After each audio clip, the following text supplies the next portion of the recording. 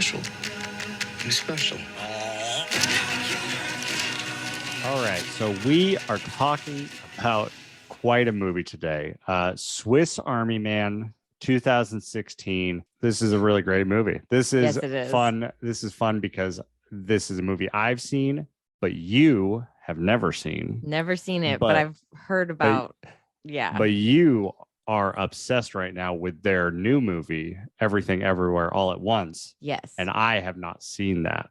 So we have a very interesting parallel of the Daniels. They pair really well together. I can say that. I've watched Everything Everywhere like 5 times this week, and it's so good that like watching these both, I just feel very similar vibes. So you'll love it. So not the same story though. So for those of you that have not seen this movie, I don't know why you're listening to this. Please go watch it first. The plot is a man stranded on an island is rescued by a dead body that has bizarre powers that leads him on a journey back home filled with adventure, self-discovery, and farts. See, now people will go watch it because that's a great hook. Like I'm in. And I think it's like, it sounds interesting already with the dead body that has bizarre powers, because bizarre, that means it's weird, right? And okay, cool. But like, I'm never going to be able to imagine anything as weird as these, like what these guys come up with. I love it. But then I think you're sold when it says adventure, self-discovery, and farts. You're like, I'm sorry, what? What was that?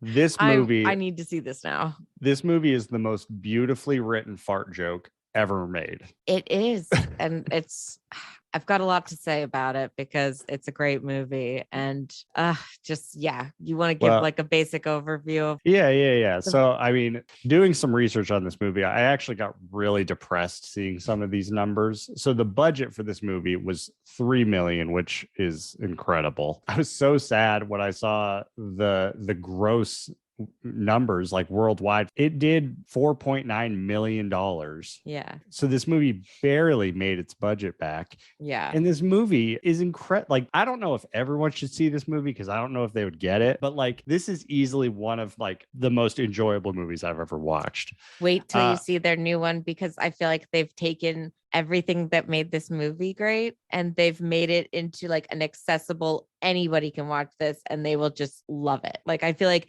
they're learning from like this, which I still fucking love how crazy this is. And I think that's one of the things that if you like are okay with weird shit, you'll probably be into this movie because it's surprising. So I've been meaning to ask you this question. I didn't know quite when I was going to ask you, but I think now's the right time, because obviously more people have seen Everything Everywhere All at Once than people saw this movie. Yeah. Having not seen Everything Everywhere All at Once, I wanted to ask you, did Swiss Army Man walk so that Everywhere Everything All at Once could run? Yes.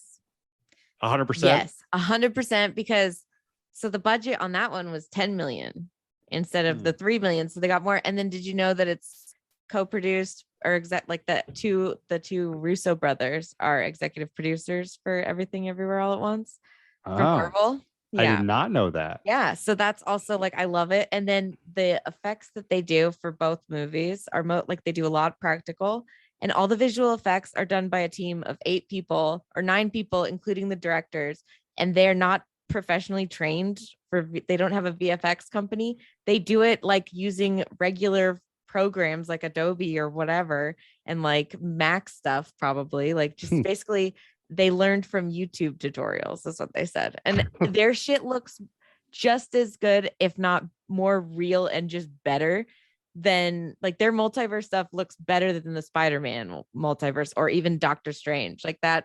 Wow. The visual effects just look more real and just amazing. It's incredible what they were able to do. And that movie really runs and soars. And it's just, I love this one too, but that one is just like, this is what they can do. And it appeals to everybody. Whereas this one is a little bit more specific, but I think if you're just like want a lighthearted, but also like just fun movie, and it's like, it might be weird, and that's like part of the fun though, you know, like I think you'll be okay with that. If you're okay with a little weird, you're good. I think A24, this movie was an investment. They invested in the Daniels. Like they knew it was going to pay off eventually. They're like, these guys have a vision. They just need Yes, to get they just do. need a runway. Yeah. We're going to invest in this. It doesn't matter what it does. They're going to make something great. And they did the same thing with the Hereditary director. Yep. Ari Aster. You know, and Robert Eggers too. They do this for all these cool up and coming filmmakers who are really, really talented. And I love it because anything else coming from a big budget studio now is like same old shit, but like requel or like a legacy remake or whatever they call it. And it's like, that's the thing coming from big studios. A24 is like putting out really, especially with this movie, very original shit. And it's just pretty fascinating. I love it. I think they find good talent and they just get out of the way. That's the impression that I get watching their movies. Exactly. It's Swiss Army Man. I didn't take a lot of notes just because I wanted to watch this movie. The one thing it's one of those ones that demands your one attention. thing I did take notes on was all of the tools in the Swiss Army Man. Yeah. So I feel like we have to list these out. That's so funny because I thought that at the end of the movie, I was like, I really should have written that down. Then I was like, I feel like Jace probably will because he's seen this movie before. And also like, that just seems like something that you would notice. So I'm really glad that you did that because I was like hoping you would. So there's so many good ones. And I'm sure that I missed some because it's like the first time seeing it. Let me know if I missed anything. So we have the fart jet ski. Yeah. We have the water jug / water fountain. I was very upset about that at first because I was like, that looks disgusting. But then I'm like, I guess it looks like water, so it's okay. But it wasn't until the second time when they're talking about masturbation and he lays him up against the tree and just casually puts his head over and fills up the cup of water. Yeah. I was like, wow. The penis compass. That was great. The slap chop where he cuts the rope. The teeth razor when he shaves his beard. The split second uses his head as a hammer. Yeah, that was great. When that scene happened, we were watching and Sarah just like, wait, what? Like, yeah. I love that his body hasn't decomposed from any of these things either. Like, I feel like using he might. Yeah. Isn't there a scene where he gets cut and then he bleeds a lot? Or maybe that was Paul Dano with the bear. Paul Dano's the bear. Okay, I couldn't tell. I was like, wait a minute, he's bleeding like he's alive. Is he really alive? His fingers are a lighter. They're matches. Oh, yeah. He becomes a machine gun. Like that. That was like when he shoots the squirrel. Like because I was wondering, I was like, I really was bothered when Paul Dano like put all those popcorn kernels in his mouth. I was like, oh god. Oh, yeah. Like I know he's starving, but like that's gonna hurt, especially if you haven't had any salt or anything and it's like sharp. Ow. I was like, man, your mouth's probably dry. That looks horrible. And then the bullets was a nice touch. And I was like, oh shit. Like shoots the bird out of the here. Harpoon was my favorite. Harpoon. So the grapple hook was the next one. Yeah, that's I think my favorite one because just shoves it down his esophagus. I was like, Jesus, did he just kill him again? Yeah. I didn't know what it was, but like I called it a ratchet hammer when he like chops the log in half just with the karate chop. It's like or like an axe, like it's like a like, yeah, basically. It was hilarious. The shower. Where he's filled with water, he's just like squeezing the shower. Oxygen tank / romantic kiss. Yeah. Flamethrower. I liked that one too. That was a good combination of skills. And then the last one is a little bit more ambiguous, but like he had that little like psychic thing during the fight where he's like projecting thoughts and memories into Paul Dano. So it's like, all right, there's some sort of like psychic ability with this Swiss Army tool. Okay. But I thought it was super sad at the end when they explained that his body, he was like a jumper, like he had committed suicide. And I was like, that's so sad. Yeah, they said that. Like they talk about his body. That's what they would guess. That's what what it looked like. Yeah, because he had drowned before he got there, and like he had washed him from somewhere. And I was like, oh, But he was Yeah. such a maybe he needed to die to fully live. I don't Yeah. know.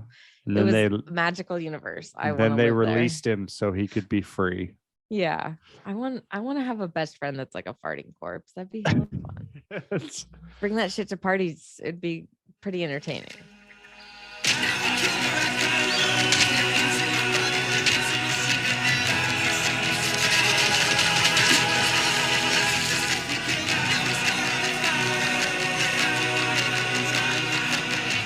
So I have a funny story to tell you about my first experience watching this. Me and Sarah, so the wife, but we were dating at the time, went and saw this movie. And Was it the I don't first even date? know why we ended up seeing this movie. Like we saw it in theaters. And I think Did it you was just, like walk up and buy a ticket or something? maybe Or? it was like either like we saw the trailer and we're like, oh, this movie looks goofy. We're Yeah. like, this will be a weird comedy movie. It'll be fun. Or like it might have even just been like, oh, Daniel Radcliffe is in it. But so we went and saw the movie in theaters. That's cool. Can't remember Good for you why. for supporting it. 5 minutes into the movie, me and Sarah look at each other and we're like, were we drugged? What is going on in feel this like you're- movie? Yeah, like I mean, 5 minutes into it, I was like, okay, I know exactly why Jace picked this movie. Like I literally was just thinking there's nonstop farting for the first maybe 5-10 minutes. I don't know. And it's great. I love it until he shoves the cork up his ass, which I was like, even better. Remember when you put that cork in my butt? Yeah. Did that count as sex? And you know. I want to have sex. I was like, this is what's going to happen to Jace when he dies. He's not going to stop. He's going to be farting for like months, years long after that. I feel like this is your tale. And I know 100% why you did that. And I think it's like the shock value of like seeing a Daniels movie for the first time, because I had the same thing. Not as much as like this would have been, because it's like right away. This movie is like, we're farting right out the gate. Holy shit. You know, and it's like not even just like one fart. It's like a continuous, and it's just farting for like, that's the only thing. They're not even talking besides Paul Dano trying to hang himself. And it's like, you can't do that well if somebody's like fucking farting through that. I don't want to die that way. It's like so good. I love it, but it's just such a bold, like, it's so change from funny. any other movie you've ever seen. Well, and the first time seeing it was amazing because it was just such a shock. Like, Yeah, you're usually not shocked when you go to the movies. not anymore. And like this movie, we walked out and we were just like, what the fuck did we just watch? Like, Yes, we were laughing the whole time, but we were just like, it was almost just like we were in shock and like we didn't know what to do. So we're just gonna laugh at this. yeah. And it was great, but I had an even better time the second time around because Mhm. like I got to really like experience the story, and there's so much story that happens After like the shock wears off because you've Yeah. seen it. But the first time you see it, I felt we basically had the same exact experience with one of their movies, but me and Nolan saw Everything Everywhere All at Once in theaters. And it was like maybe over a month after it'd been out, and it was a packed theater. So we were like, oh boy. Yeah. And then it was like everybody in the audience, it was like I'm sure there was probably nobody at Swiss Army Man, right? No, there's no Yeah. one. Exactly. But like this one was like packed. So it was really fun to like see a movie of theirs with an audience, because I've never had that much fun with an audience. And everybody was like laughing because it was like so bizarre. And they were like, what the fuck? I love everyone was just having a great fucking time. I smiled throughout the entirety of this movie, and I smiled the entire Everything Everywhere All at Once the whole time. I'm just like, I'm enjoying everything. It's so good. I'm just very happy. I feel such joy. Yeah, this movie is just, it's wild. It's so unique. It's one of the only movies that I can think of that I'm like, I can't compare this to another Anything movie. else. Yeah, that's exactly. You can't even Like- compare this to their second one. They're both just so unique. I think it's really, like you were saying earlier, it's incredible when they can shock you in movies and do something different now, because it's really hard to do something that's not been done before, or that's similar, or like a play on this, or like a redo, remake of that. Yeah.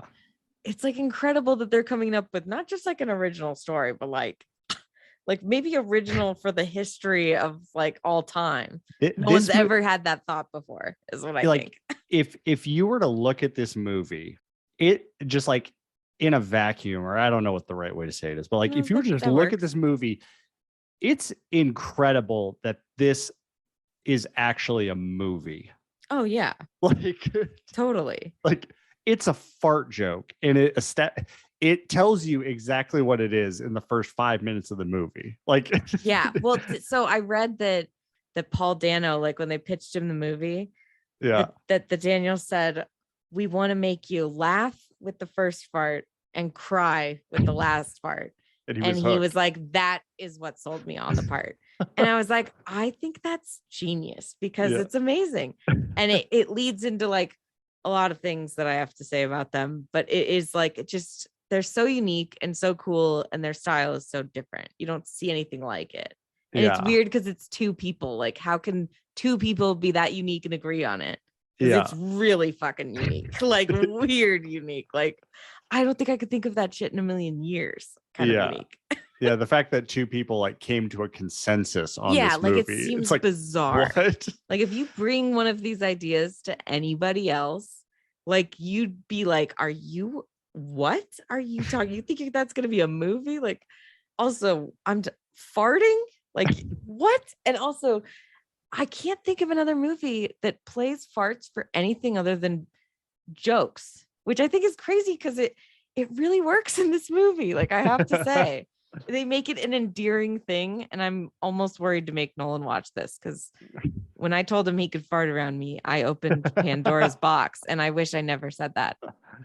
Well, speaking of the farts, here's some fun trivia for you about farts, because I know. Yeah, well, the farts in relation to this movie.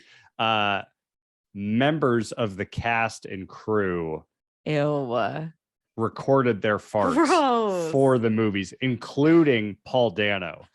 Daniel Radcliffe is the only person who claims to have not contributed a fart. I bet you they're all secretly his. That's like he started this rumor that it was everybody else. And he specifically mentioned Paul Dano. And then now it's like people say that on the trivia. So, maybe it's real. But it's like, I bet you he was just fucking doing that. Cause he's like, I commit to a role, but I wouldn't just fart, whatever. But it's like they were talking about how they were, I think in that behind the scenes thing you sent me, they were like showing how they were like orchestrating him when he was like on the beach and supposed to be farting, and they were like having him like vibrate his body every time and then like conducting him like an orchestra. And I was like, yeah, I bet you he's just fucking farting it, like just going crazy. I bet there was somebody that their entire role, they had a microphone, and their entire role was just to record people's farts. Like somebody on the cast or crew would just be like, the crew just got a fart, and then that person would run over. Also, another fun trivia for this. This is the only movie in history to have a credit titled Fartist. Yep. This is like, I'm surprised it didn't say J Street, honestly. And then get Jordan in the mix and I'm out. It's like I've been trying to get away from farts my whole life. Since you brought up Jordan, you'll be happy to know Jordan loves this movie. Does he? Of course he does. Yeah, he does. It's almost like it could be too arty for him. Like I feel like he wouldn't like it. Like he would be also kind of the person that's like, what is the point? But it's like it's so ridiculous that like it you can get past all that. Like I think that's the beauty of this movie, is that it is so well done that it could be either as deep or shallow as you want it to be. Totally. Like that's like how their other movie is too. It's the same. I think that's what's accessible about it. I think the opening thing before the title sequence, so the island and the fart jet ski. Yeah. Wait for me!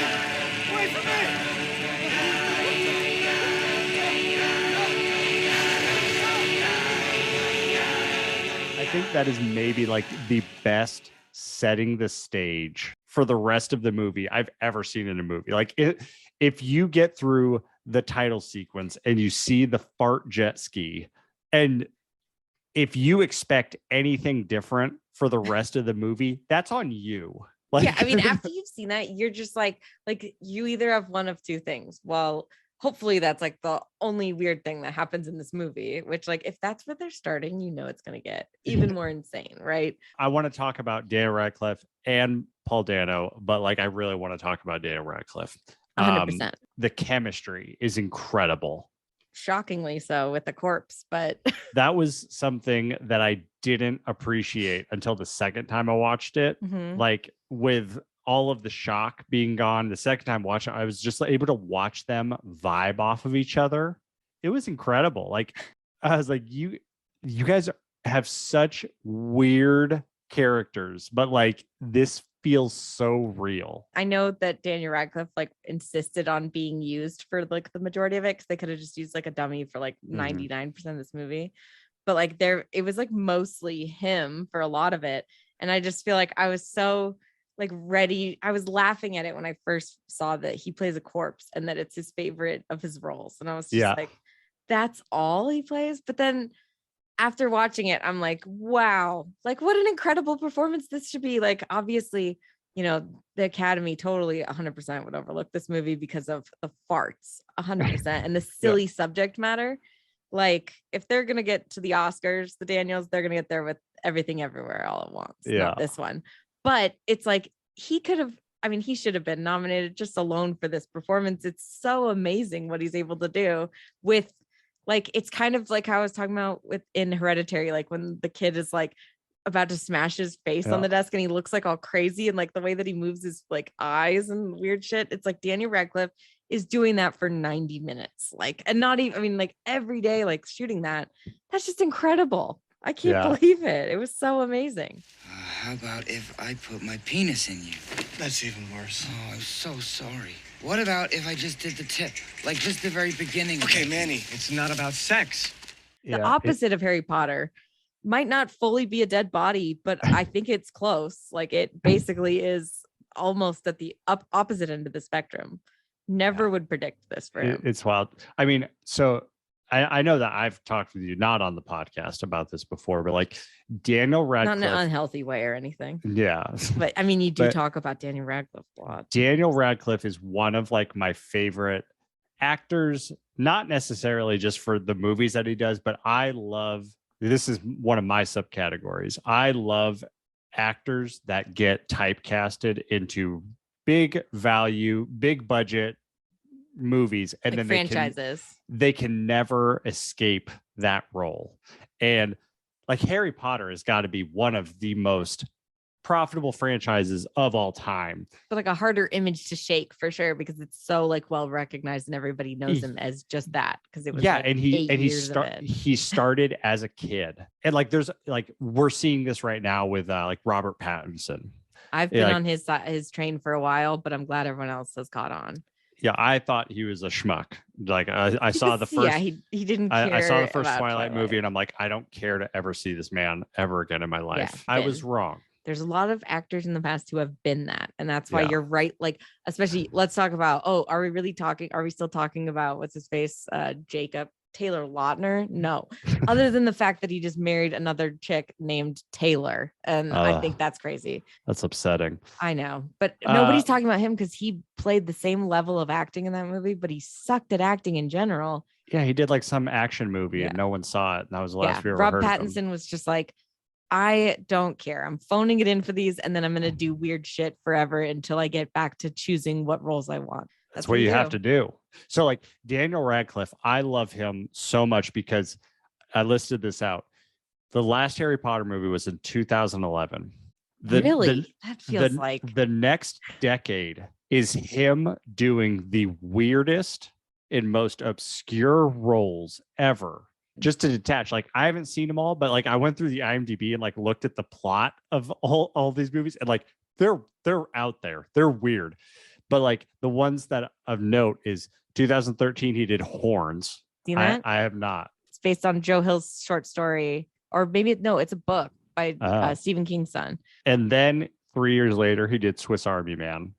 This is the most obscure role ever, and I think it's easily his best performance. This is amazing. Oh, this is now I understand why he said it was his favorite performance. Before you see the movie, you're like, what a weirdo. Why would he say that? Like maybe your brain invented me to distract you from the fact that eventually your eyes are gonna stop blinking and your mouth will stop chewing and your blood will stop pumping. And then you're gonna shit yourself. And then in 2019, he did a action movie called Guns Akimbo. He plays like an internet troll for this Of like course. dark web thing where people kill each other and video records it. And he's like trolling on it. And then this competition finds him and he wakes up with pistols nailed to his hands. He's now part of the game.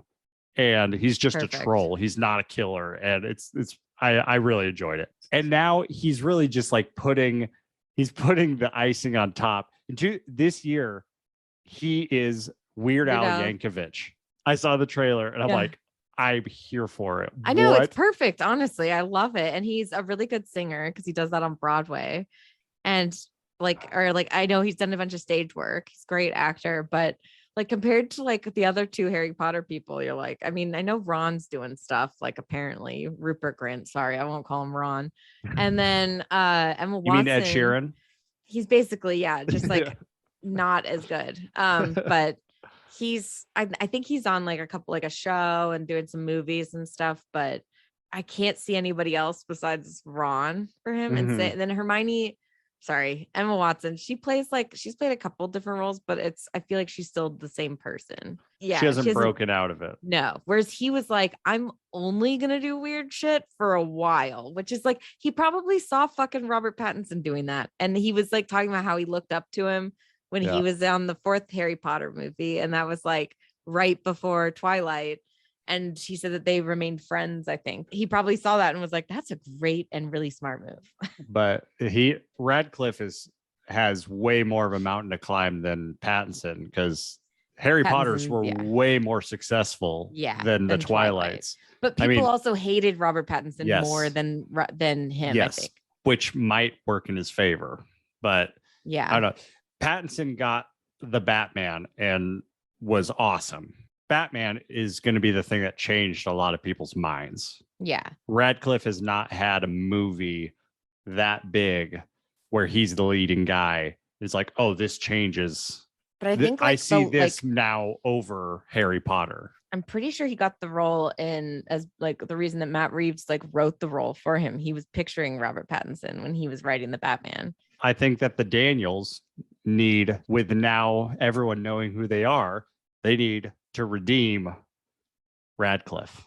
Not a Swiss Army Man 2. Not saying that. He did say he would do anything that he said that they're the only directors that if they said, do you want to be in our movie? He would say yes without reading anything or hearing about it. He would just say yes instantly. And I was like, yeah, me too. I love that. After seeing both of their movies, let alone just one of them or being in it, it's like, that's got to be the coolest like experience ever, you know? That's also got to be the best compliment to a creative, to a director or a writer. Like this person is so into what I do that like, I don't care what it is. I'll be anything. Like, they trust you as a creative that much. I have this like weird theory that I came up with in this movie, and I just want to tell you because I want to see if you agree with me. And I know it's probably like 100% not true, but I just couldn't help but like, I would love for this to be the case. But when I was watching this movie, and like, there was a scene later that like confirmed my suspicions, which was he's like doing very similar acting throughout this entire movie that like Leo DiCaprio has to do in Wolf of Wall Street when he's like the lewd's kicking and he's like trying to get to the car, and it's like a 5-minute scene of him like acting with his body in just an incredible way. Because he like it's so funny. And I feel like he saw that, like Daniel Radcliffe saw that and was like, hold my beer. Like, I'm going to fucking take that to the next level and do it like 1,000% better. And so I'm like, I think this is fucking hilarious if this is true. Like, I would love to see him just like every role that Leo has like made iconic or just like done, that like he's going to do another version of it that's just like 1,000% better. And that's like I'm like, give this guy an Oscar already just for this movie. And I feel like he's like, you know, oh, everyone loves Leo. Like, I'm going to fucking do everything he does, but better. And I hope that that's the case, because I felt like he was bringing that energy like a lot. And then later when he was like trying to stand up or like whatever, he was giving me the same vibes where, because like he's like moving his body, but it's like you're, almost like you're paralyzed and you're trying to fucking walk. Like it was just giving me the same vibes. And I just thought like, I want to see him do like a Revenant fucking rip off that's even better. And like the Titanic, which he almost did with like in the water, like with the arms. And I was like, see, he's doing it already. You slept inside of a bear in The Revenant. I'm going to sleep inside of a person. Exactly. Yeah. Thank you. That's what I'm saying. I know it's probably like 100%. He's not like, I fucking hate, like, I want to be better than Leo. That's all he worries about. But I like that for him. I like to believe that because it's hilarious.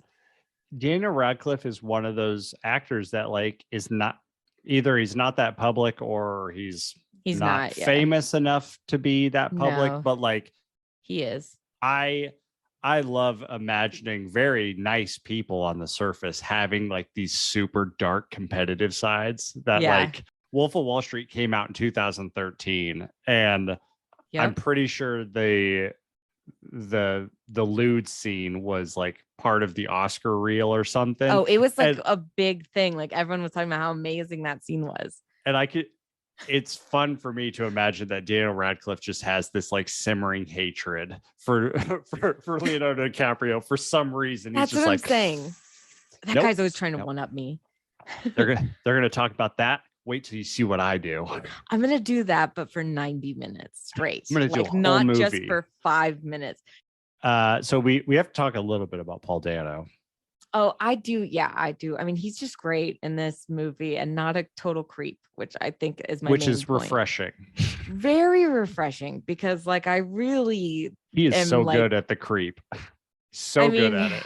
Yeah. He's have you seen the movie Prisoners? Oh God, a good one. He's so like, you're like, that guy is the killer. He's totally got to be the killer the whole movie. And then it's got a great twist, but I'm just like, every time I see this guy, then with the Riddler, I'm like, he's so upsetting. I want to punch him in the face. He's got the most punchable face. And this is like the first time I ever looked at him and was like, he's actually kind of cute in the right light. Like, and I think it was because he had light brown hair. And normally he's so pale with such dark hair, and it's just really, and a bowl cut probably like 99% of the time. Like my first thought was, wow, mountain man Paul Dano. I kind of like this. He's tan. He had some light colored hair. I was like, this looks good on him. He looks more normal. Well, not like it's creepy. Not to burst your bubble. Apparently Paul Dano cannot grow a beard. I know the feeling. It's very heartbreaking. So that whole first bit with the beard, it's just like stuff glued to his face. I'm sorry. I didn't mean to bring up a sensitive subject for you. Yeah. Let's just stop the podcast right now. So I think, first off, the casting of these guys is incredible. Yeah. But then them working together is amazing. It's an odd combination that works perfectly. It is like, because Daniel Radcliffe's character is so bizarre and weird. Like he's essentially playing like a 5-year-old kid who just learned how to talk and is masturbate. Like, why do we do these things? Poop. What are social norms? I wish there was some way I could pretend to do it. It's called masturbation. It's kind of like sex. But by yourself? Yeah. Masturbating makes people happy. It's supposed to, sure. I bet you masturbate a lot. I wrote down all of his lines. Like it's when he's like, how about if I put my penis in you? And then when he's like on the first tip. date, and he's like, just the tip. And he's like, whoa. This whole thing with both of their performances, because I feel like they're really like reflective of the tone of this movie, is that like they bring two different energies that seem like they wouldn't go together, but they vibe perfectly. Yeah.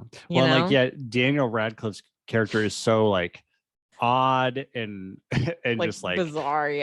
Like it's just so attention grabbing. Paul Dano is so good at being soft and like bringing the emotions, subtle, and like I was really like surprised the second time watching it, like when like his face when he dresses up like the girl, like his face just like looks like it softens up.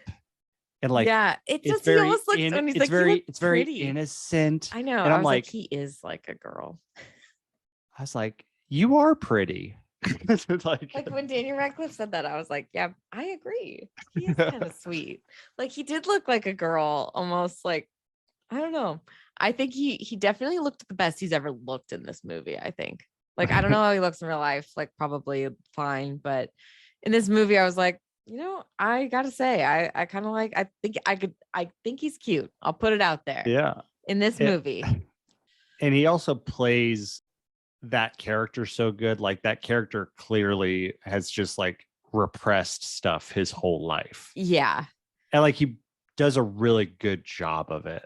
Just kind of letting things leak out, like almost incidentally, and then it's not really until the end that he kind of accepts that he is odd and that's okay, kind of thing. I loved it. And I loved their relationship. And I was like, I think one of my favorite things was like, I really felt like the betrayal when he was like, there was all those shots when he was talking about like showing Paul Dano going off and farting alone instead of like in front of Daniel Radcliffe. And it was like a betrayal. And I was like, I'm actually like feeling this with Daniel Radcliffe though, like I felt like he also like when it came to it towards the end, like he really brought a lot of emotion to it, which like he had mostly been comic relief. Daniel Radcliffe was like great and just being super weird and just very like specifically that like weird, like a corpse thing. I didn't know anything. And then he brought the emotions at the end. And it really was like, wow. Like I knew he could do dramatic stuff, but not after doing all of the things that he did before that, including all the flatulence and the things like, I'll take her out and she can drink my spit and use my gas to go wherever she wants. And he's like, no, you're not supposed to fart in front of people. And it's like he had this crazy voice. And I think his voice was great. Like it was just perfect. Yeah. It had the childlike innocence and I think they both are just like the exact tone of the whole movie where it's like there's emotion and like sweetness, like that's the message of the movie. But then there's also like the crude like jokes and like dirty things and like boners and poop talk and stuff that's like the Daniel Radcliffe of it all. Yeah. It's like salty but sweet, it's the perfect combo.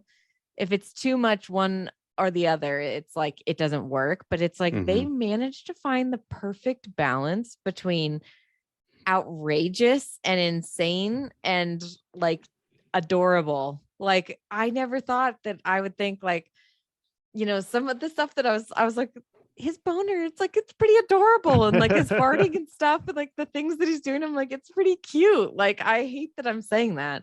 And like his farts, I was like this is adorable. Like it was just they do it in this cute way, but they also have this like emotion behind it. That's where you get it, where it's normally just like for making fun of it or laughing.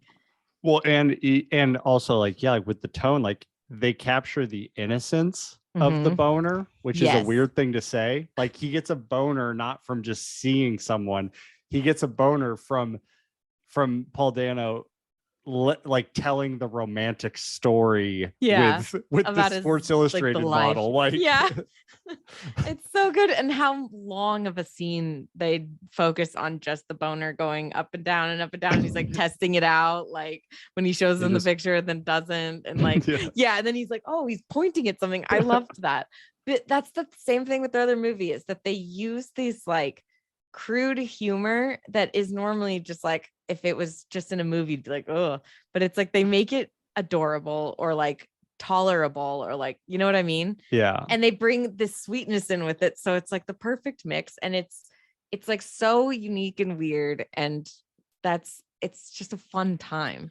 And I feel like everything about this movie just really supports, like they have a specific vibe and you get it like from every aspect of the movie. 100%. And like with how they made the movie, and like a layer of depth that I noticed is during like the betrayal scene when they're doing that whole thing and he gets mad. Like you could watch and be like, he's getting really upset about this whole thing, but it's like Daniel Radcliffe's character hasn't experienced anything.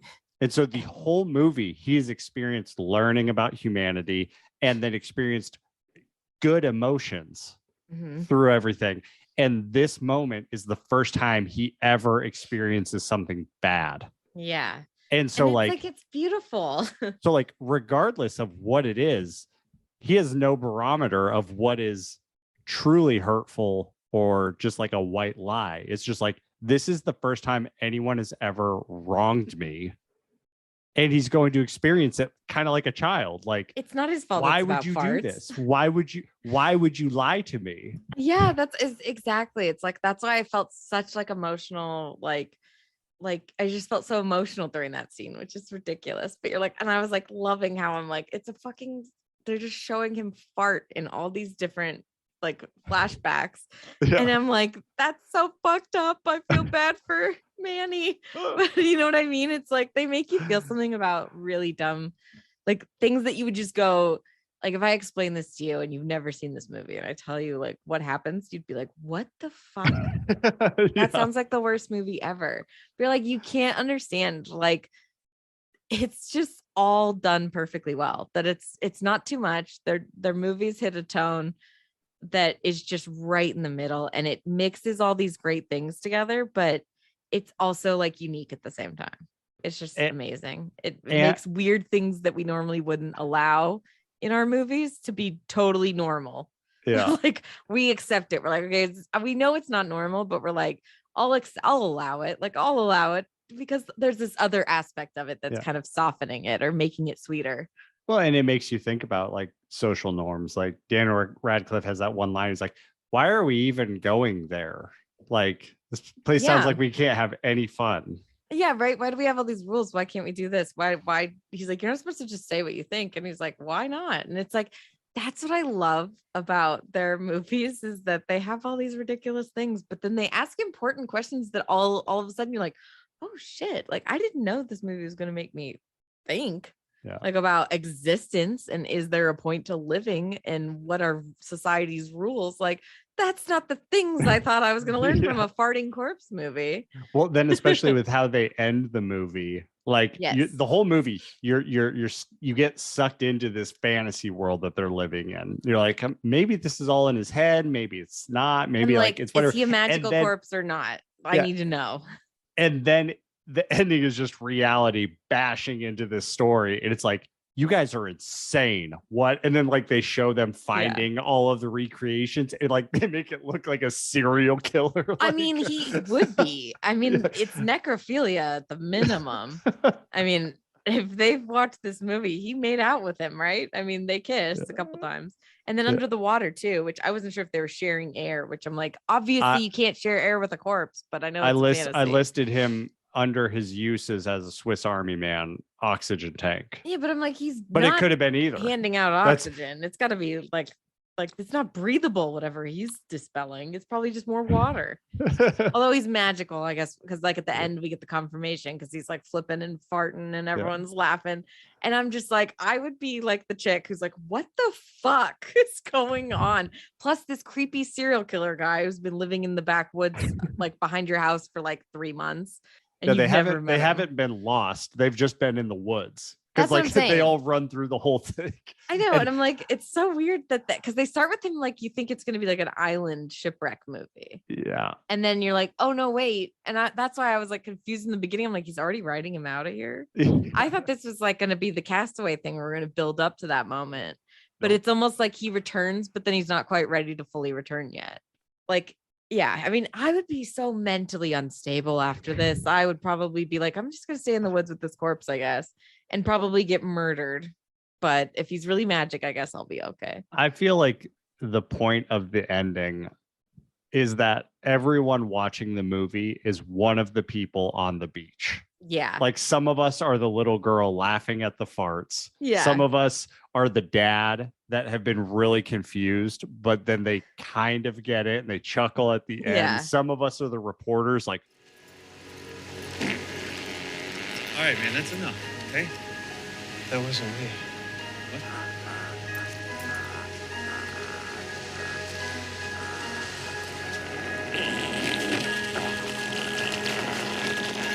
and then some of us are the girl. What the fuck? Like, what the fuck is going on? Like, I would say that, but I'm also like, if it's a movie, like if it was happening in real life, I would be very disturbed. By the farting corpse and the flying and whatever he's doing. I'd have a lot of questions. I think I would say, what the fuck? But like when I'm watching a movie, I just am like, I'm along for the ride. And this was a fun ride that like by the end, I was like, yeah, fuck all these fuckers. Come on, guys. This is fucking hilarious. It's okay to be silly, I think Yeah. is like what the coolest part about it. Cause like I still laugh at stupid jokes. Yeah. Like, I don't care. I think that that's what like makes life tolerable is if you can laugh at stupid and silly things and just like, not take things too seriously. And that stupid or ridiculous or odd can be done skillfully. Yeah, and it can make you feel something. Just because there's farts doesn't mean that it's off limits. And I love when people challenge things like that and do something different with it. One thing about the tone that I want to bring up, the soundtrack, the score for this movie is incredible. I don't know when I realized that they were like singing like specific lyrics to the movie. I mean, I had subtitles on because my dad is deaf, I was gonna ask you because I had subtitles on and I was like, oh shit. The montage part where they're like having dinner together. Yeah. And then like they say like all you need is a montage. Like I was like, what? Like it's I read like that so perfect. Yeah. It's like all the music is like very specific to like I was like, oh man, like they're changing it. The lyrics are about everything that's going on. It's like really crazy. And it just really added to it where it was like silly, but it also like had really emotional like tones in the music. Yeah. That it just like I feel like that was a huge part of it. Music's a big part of the only other movie I'd seen of theirs. So I was like expecting it to be, and I was pleasantly like happy that it was here. And like 99% of this score was a cappella. I know, was like amazing. all the voices. I was like getting. It wasn't until like the very, very end that I heard a couple piano keys in there, but like everything prior to the last 10 minutes is completely a cappella, and I'm like, this is amazing. Like how powerful they make it. Amazing. They really instill a lot of emotion into that music because it's like I can't believe I ever like felt anything over a movie about farts. Like that's just shocking. And I'll never get over that they've made things like there's a scene in the new one or in Everything Everywhere that is two rocks, and there's a scene where it's hilarious and then a scene where I wanted to cry. And I was like, these are two rocks. How the fuck are they doing this? They're insane, but I love it. I think that's like, if they can make you feel something about a fucking rock or about a dead body, like I can only imagine what they're going to do in the future. And I love how they weave music throughout the whole movie. Like sometimes it's just Paul Dano humming, like the movie starts with him humming, and then that music is just kind of lined throughout the entire movie. Or like sometimes they weave the Jurassic Park theme into it. If I was on an island, that's all I would be fucking humming. I hum that shit all the time because it's the best music I think it's the best score maybe of all time. John Williams obviously is the greatest, and that's like, I think that's my favorite of his. It's just the most beautiful.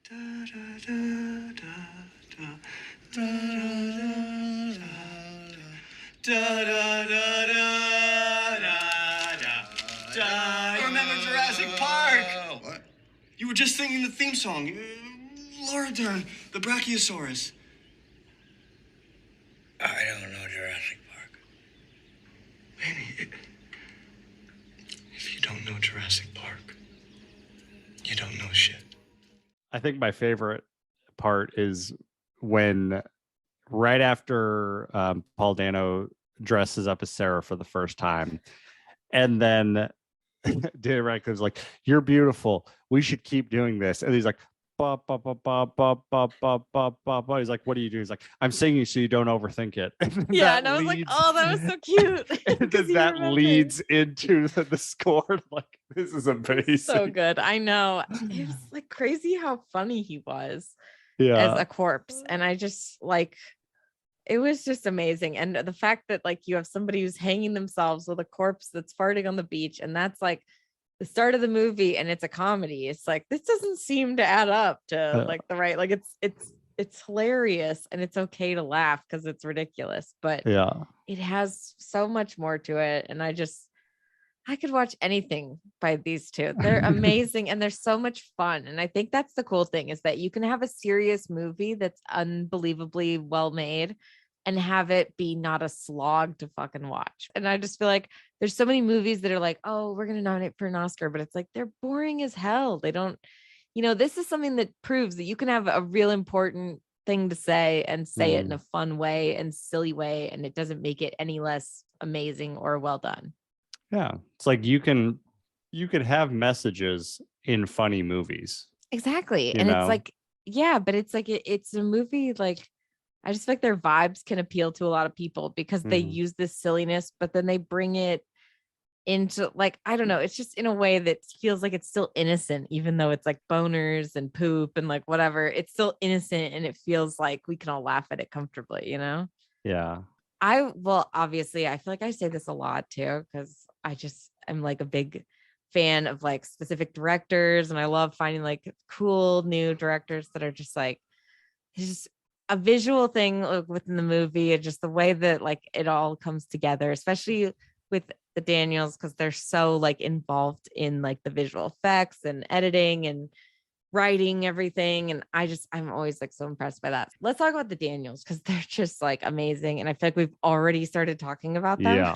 So we should just like, not that we're going to get it out of the way, because I can't promise I will not like keep talking about them, because I could talk about them for like hours, but I just think that they are just amazing. They're so unique, which is kind of like what we were talking about. I love that, like, I think with them, it's just they have this totally unique visual style, and the way that they edit things together, it's like, it's amazing. Like, it doesn't cost as much, but it really makes the point. It looks beautiful. Like everything that they make is so incredible. It's just so unique. And like, I love to see something that I don't expect or I don't know what's coming. And I feel like I have never thought of or had any expectation about anything remotely close to what these movies are about. And I was just blown away both times and like along for the ride. Like normally when we're watching a movie, I'm like trying to take notes on him if we're going to talk about it so that I like remember talking points. But I was like, I'm gonna put the laptop away because this is like just great and I'm enjoying myself. You know what I mean? Yeah. It was so just like a roller coaster of fun.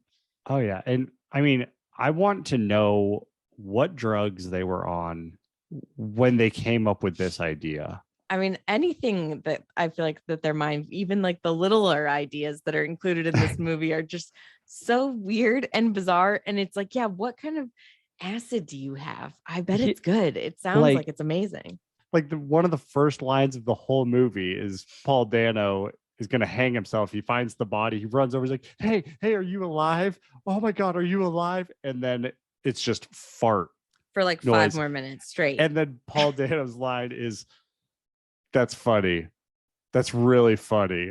And like, that is the framework for the entire movie. Like there's a lot of like really great, just like silly stuff that happens. I mean, that's the thing, is that you could totally make fun of like 90% of the weird shit in this movie and be like, what the fuck? This is ridiculous, and like laugh at it. But then you also come away like having felt all this stuff because there's so much. It's not just shallow, like you can just see that, but yeah, you also appreciate that you don't want to make fun of it because you're like, this is so fun. Like I'm just here for it. And also it has something to say. It's got like it's not like it's elevated, but it is like, it's just a great work of art. Yeah, it's beautiful to look at, really fun to enjoy. And it also has like purpose and depth. It's visually a rare, great movie. It's visually incredible. Like the emotions that you feel throughout the movie. Like I'll always think about the scene where they rebuild the bus sequence and like Paul Dano is like narrating the story, and then he's like, and then you see her, and like they both look up, and then it cuts to him walking. It's like, this is just Paul Dano in like just really cheap drag. Oh yeah. But you're like, this is beautiful. Like the music, the sound, the lighting, like it's just like so much thought was put into just this shot. It's amazing because like I do feel that they just accomplish like everything that you want to accomplish with a movie, where it's shocking, you don't know what's going to happen, but it's not just like doing random shit for shock value. It's like building up like a reason to like stick around and like hope you're into the movie. It draws you in, but it brings like such joy and like ridiculousness with like something serious. So it's like easier to handle. One of the things the second time around that I noticed that I was so impressed with is there is so many like jokes that go full circle Yes. throughout the whole movie, like the Jurassic Park theme song.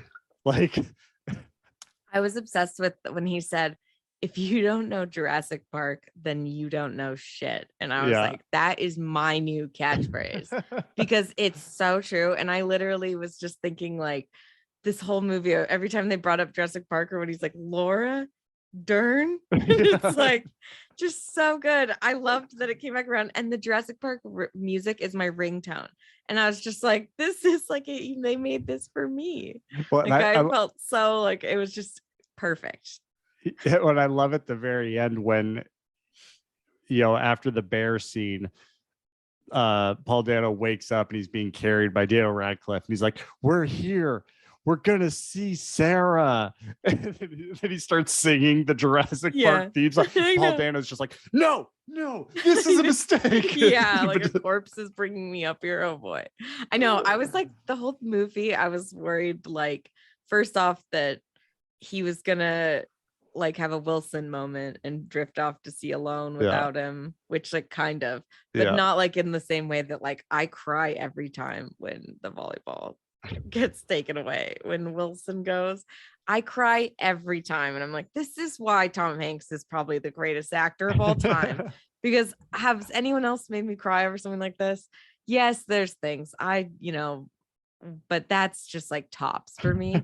But I did feel like when I first heard the thing of this movie, I'm like, how the fuck is Daniel Radcliffe going to be a corpse this whole time? Like, I watched this with my dad last night, and he was like, I can't believe they got Daniel Radcliffe to play a corpse for the whole movie. And I was like, well, I don't think he's like really just going to be a corpse, but like, we'll see. I was like, that I was almost like, it would be kind of hilarious if he was, and it could have just been like, not him, but he insisted on having his body and like acting it. And he just didn't do anything. No farts, no talking, no anything, which his voice too. Wow. But overall, I feel like it's just so unique that the Daniels have such crazy cool visions and that they agree on this because it's so bizarre. And I think they just must have the same exact sense of humor, but also like outlook on life. And like, it's amazing because they just, they're great. I want to see anything that they do. This was just like the coolest, weirdest movie. And I love something like that is totally refreshing and like new that we don't usually get. Don't forget to like and subscribe. We're out here.